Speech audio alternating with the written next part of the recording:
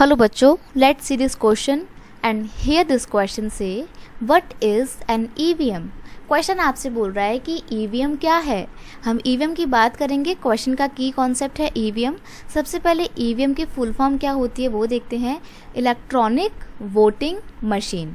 Electronic voting machine जो है वो EVM का फुल फॉर्म है। ये एक ऐसा डिवाइस है, it is an electronic device use to record votes.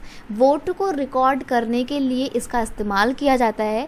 Actually पहले के टाइम पे जब इंडिया आज़ाद हुआ था तो हम लोग बहुत ज़्यादा टेक्नोलॉजिकल फैमिलियर तो थे नहीं, तो हम लोग क्या करते थे, बैलेट सिस्टम का इस्तेमाल करते थे। वोट डालने के लिए हम पेपर लेते थे और उसमें स्टैंप लगा दिया करते थे। जिस भी पार्टी को, एक स्पेसिफिक इंसान को वोट डालना होता था, वो स्टैंप उठाता था उस पार्टी की और उसमें लगा देता था पेपर में और उसको एक बॉक्स में डाल देते थे।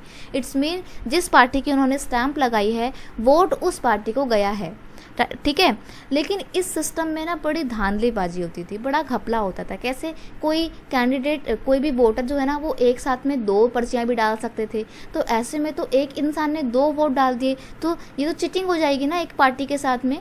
तो इसलिए वोट रिकॉर्ड करने में किसी तरीके का कोई प्रॉब्लम ना आए, कोई भी इनवैलिड वोट ना पड़े, इन सब चीटिंग को रोकने के लिए हमने कुछ मॉडर्नाइज वे को अडॉप्ट किया और इसके लिए EVM को लेकर आए। और ये EVM कब आई थी? EVM को लाया गया था 1980s के डिके में और सबसे पहले इसका इस्तेमाल हुआ था केरला के लेजिस्लेटिव असेंबली के इलेक्शन में, ठीक है। It is an electronic device use to record vote. It reduce the chances of doubtful and invalid votes. गलत तरीके के वोट को रोकता है और फुल फॉर्म है इसकी इलेक्ट्रॉनिक वोटिंग मशीन। कई बार इस क्वेश्चन को आपको MCQ क्वेश्चन में भी पूछ लिया जाता है, तो उसको आपको याद रखना रहेगा।